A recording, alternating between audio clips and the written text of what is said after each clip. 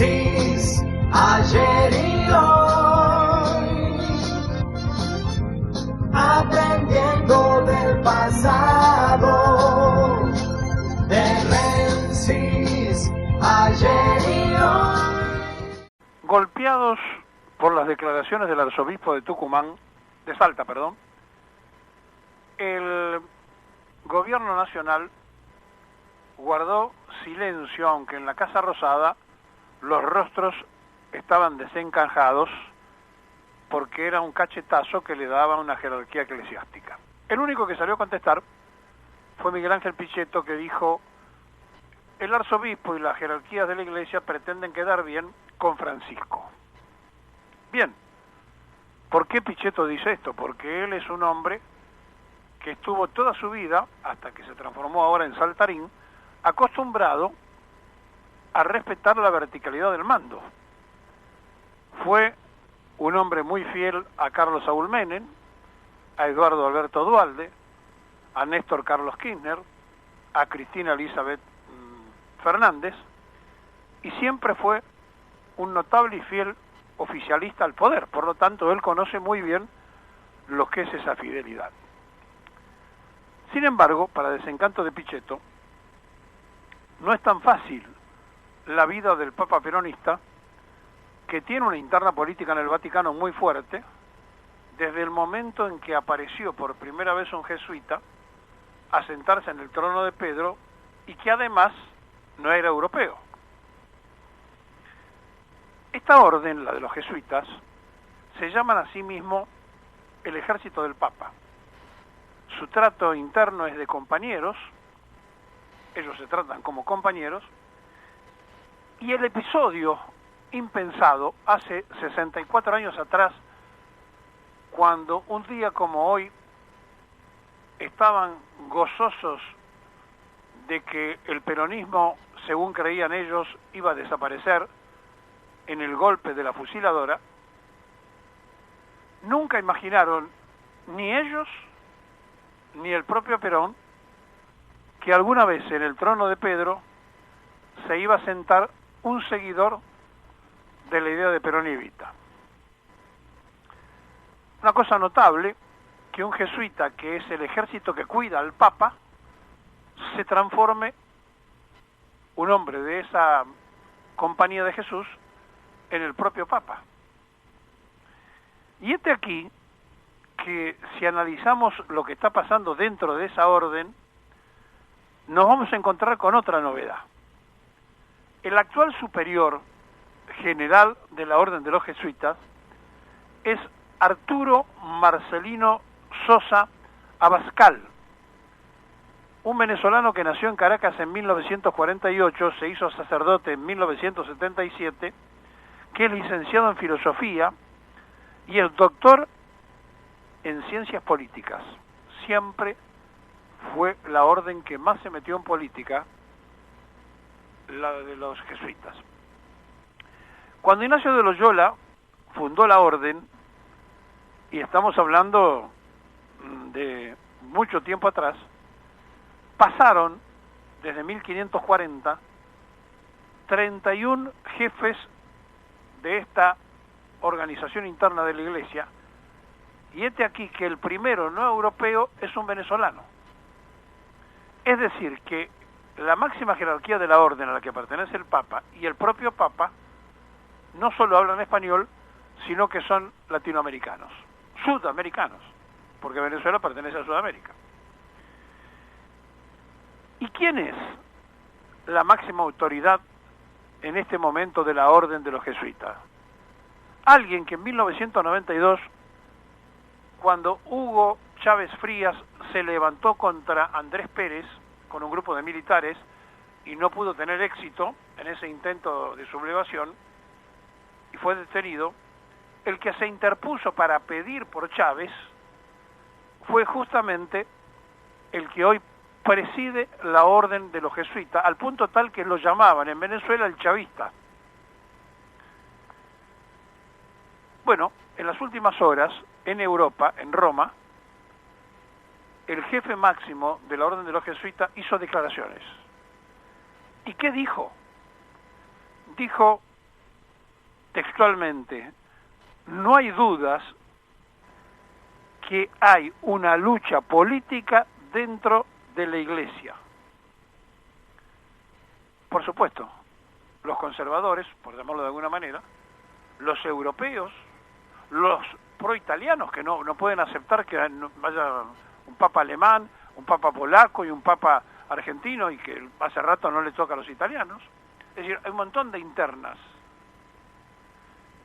Pero la más espectacular de todas, que nosotros reflejamos en los 2 libros que hicimos del Papa, en el Papa Peronista, que lo hicimos a los 3 meses de ser elegido y ungido Papa, cuando nadie lo llamaba como peronista y después apareció en todo el mundo esto, y en El compañero de la 201, un segundo libro, ambos en Poder y Lectura del Papa, decíamos de las similitudes, de lo que él había aprendido, de lo que había copiado del peronismo y de las similitudes de las cosas que el Papa hacía en su mensaje. Bueno, Alberto Fernández le pidió al Papa que intercediera por la libertad de Lula, el presidente brasilero preso.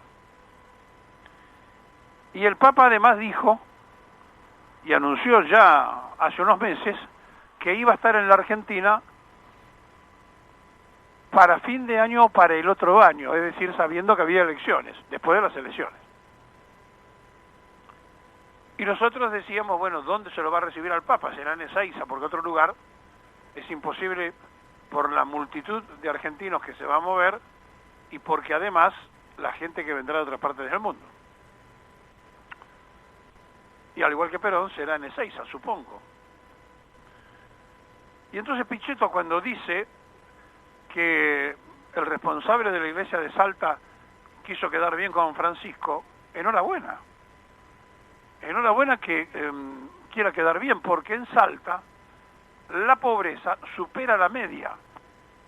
Es decir, hay más pobres en Salta que en todo el país. Y esto es un mensaje para Urtubey también. Por eso lo involucró. A Urtubey lo involucró a Sainz, que es el intendente de la ciudad y que es candidato a gobernador, y a los otros candidatos, porque en Salta la pobreza supera la media del país. De manera que estamos ante situaciones que van a tener tremenda gravitación en los próximos tiempos. Porque cuando la asfixia económica y financiera esté al punto de ebullición, va a aparecer el Papa haciendo las gestiones imprescindibles para tranquilizar las aguas. Pero el responsable de la orden dijo que en Estados Unidos tenía la máxima oposición Francisco, porque hasta lo veían comunista los norteamericanos a Francisco, porque nunca entendieron el peronismo. Entonces, como no saben lo que es el peronismo y confunden todo, y tenemos un presidente como Macri que dice que vamos a Venezuela y no sé cuánta otra cosa, y resulta que más cerca de Venezuela con él nunca se estuvo, y como, repito, no entienden nada, creen que evidentemente el peronismo es un paso imaginario hacia Carlos Marx. Es evidente que la situación se ha puesto muy compleja, pero muy compleja, y no se sabe de qué manera se va a llegar al 10 de diciembre. En la Casa de Gobierno hay quienes dicen que después del 27 de octubre hay que prepararse para irse, porque Macri estaría dispuesto a entregar el poder anticipado una vez que se elija el presidente, como hizo Alfonsín. Ahora, lo real de todo esto es que ya están diciéndole a Macri, los mismos que antes le decían, vas ganando, ahora le están diciendo que aumentó la diferencia a favor de Fernández y que puede sacar más de 20 puntos de distancia. Lo que sería, del punto de vista de la negociación posterior con los acreedores, muy importante, pero lo que sería para él humillante. Y entonces Pichetto sale a decir que esas declaraciones de que se lleve el rostro de la pobreza que dijo el arzobispo de Salta no fue nada más que un mensaje para quedar bien con Francisco. Bueno, se habla de verticalidad y Miguel Ángel Pichetto la sabe muy bien, repito, fiel como ninguno a Menem, a Duhalde, a Néstor y a Cristina. saltarín a último momento se tiró del avión sin paracaídas y ahora no sabe cómo hacer para poder aterrizar.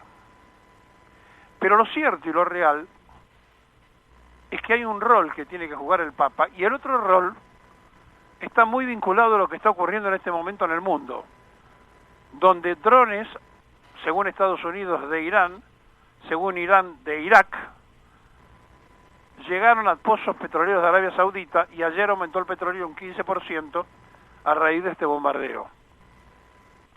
¿Y por qué digo central?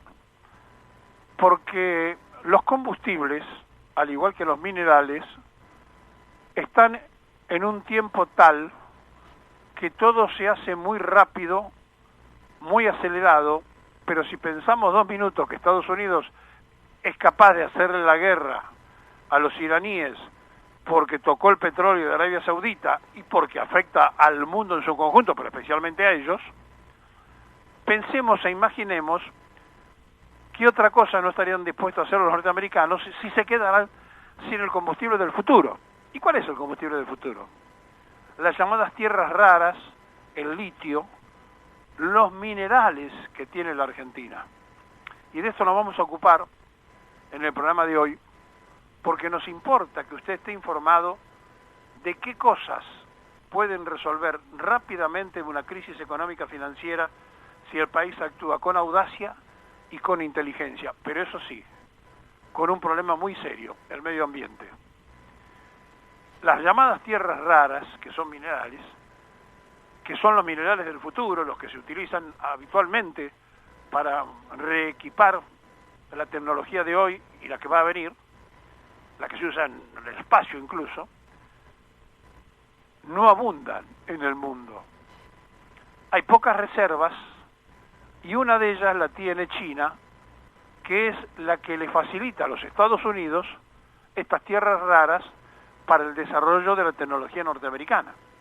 Y si China se la corta, Estados Unidos verá de la noche a la mañana cómo se quiebra su industria del futuro.